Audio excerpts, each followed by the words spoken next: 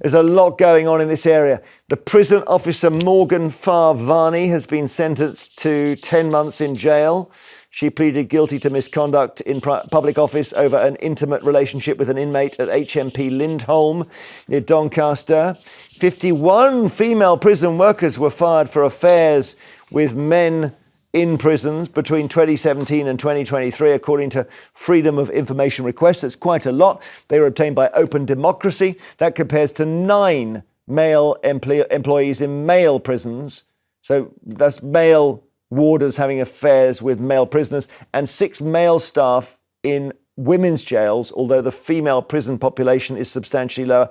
And frankly, a lot of them haven't been caught yet. So I'll have a look at 3 recent cases. And there's a big question here that we're asking, which is what you do when you have female warders actually having relationships when women guards end up behind bars, because that's what happens, because they get really punished. Let's see. This one's extraordinary. Linda de Souza Abreu. I'm going to leave that till last. Morgan Farr Varney is the one recently jailed. We'll talk about her in a tick.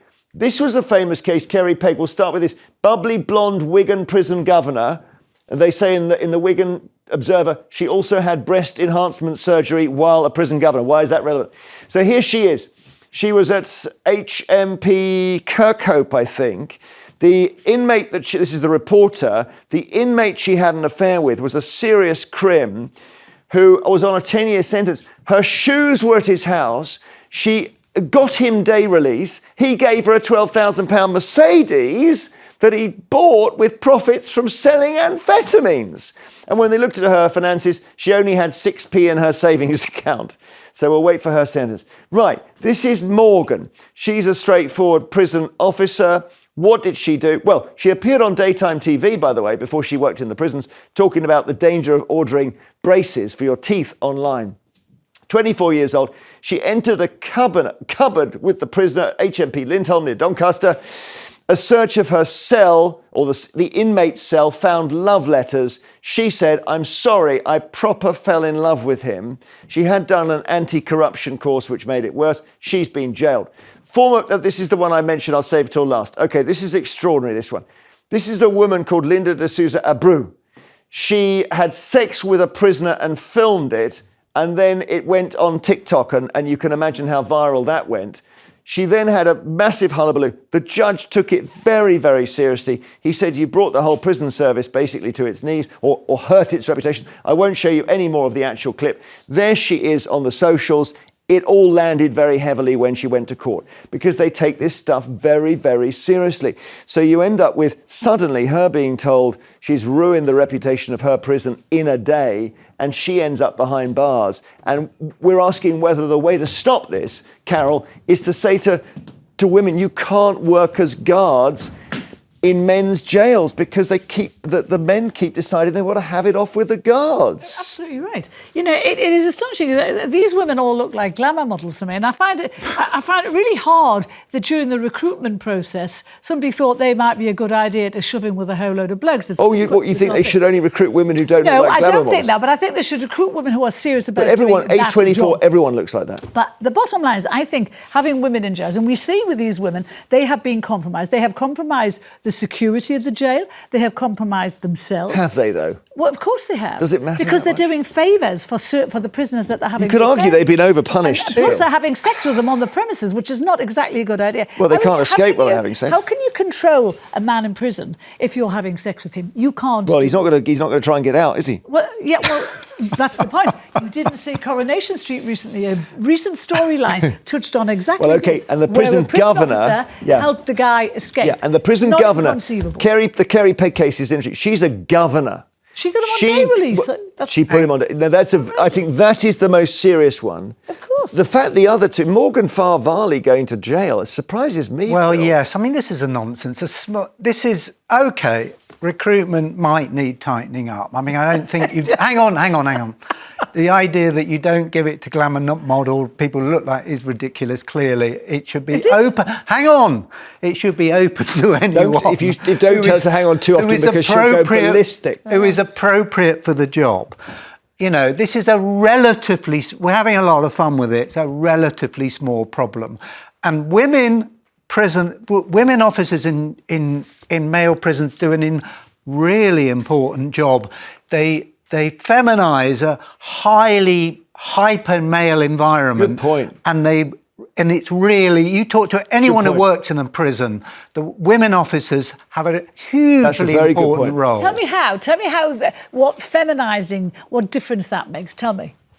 Well, because when men are something reminded of their kicks off, mums. having a woman there, women have different skills. You know, it's a bit obvious, isn't it? No, it's not a bit obvious because It's I a think bit obvious, they're I think. putting women into a highly charged environment, highly charged testosterone environment, and we see what happens when you do. This is what happens. Well, would you ban gay men from working in? Well, of course not. No. Well, then, But the other they thing- might want to have the other affairs thing I with think the about women male prison officers, prisoners. they're not as effective in the sense that, in terms of brute strength, brute force, if you have to restrain people. Not You know, just about men that, are though, getting, Carole. But I'm saying if you have to, Phil, you're talking about a feminizing. you're talking about mixed I'm allowed group. to talk about what I want to Yep. say. Yeah. And I think that in terms of brute strength, you know, we've seen the guards that have been attacked recently with boiling water, that have been attacked with knives.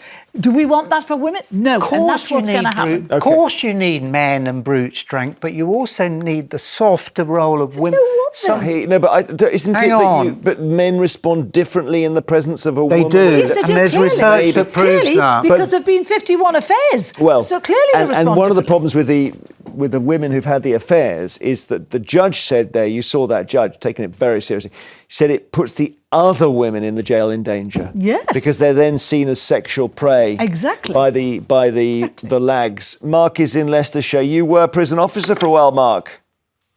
I was a prison officer for 6 years, and I was in jail for a few weeks last year, so I've seen both sides of the thing. You were in jail for something to do with a tweet during the Southport riots or something? Yeah, hurty words. I went to trial. I was only one of four to plead not guilty, and the jury found me not guilty. Oh, okay. So, why were you in jail? Oh, see, you were remanded, were you? I was remanded. I went to jail for 3 weeks. Obviously saw it from that side of things, and then I got bailed, and I was out for 12 weeks on tag and stuff before my trial in Loughborough. Okay, right. Well, anyway, so were you a warder in a female prison? I worked at HMP Peterborough. I worked over the male side, but I did do shifts over the female side. It's a male and female prison. My comment is this. Carole, I love you to bits. You're great, but you are wrong on this. Females have a massive role to play in the prison.